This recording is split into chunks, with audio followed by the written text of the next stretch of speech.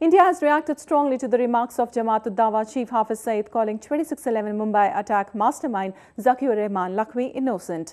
His statement came days after the UN Security Council assured India to take up the issue of Lakhvi's release from a Pakistani jail in its next meeting.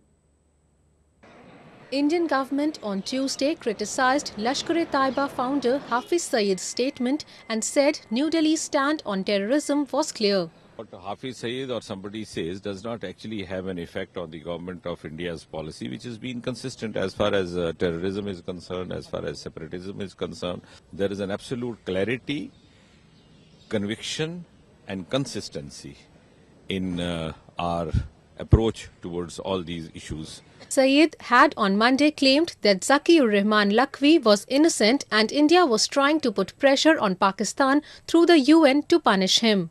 He had also claimed that there was no evidence to connect Lakhvi with the 2008 Mumbai attacks case.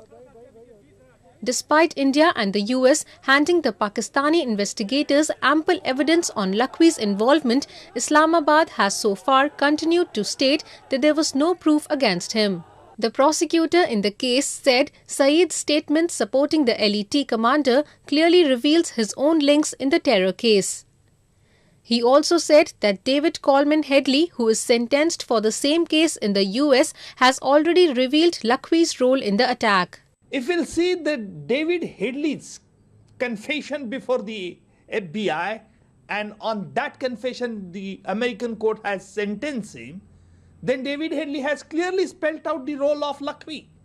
The question is, why Pakistan did not use the said statement of David Headley by way of an approver? Lakhvi is accused of plotting and executing one of the biggest terror attacks India ever witnessed when Pakistani terrorists went on a rampage, killing 166, including 6 Americans.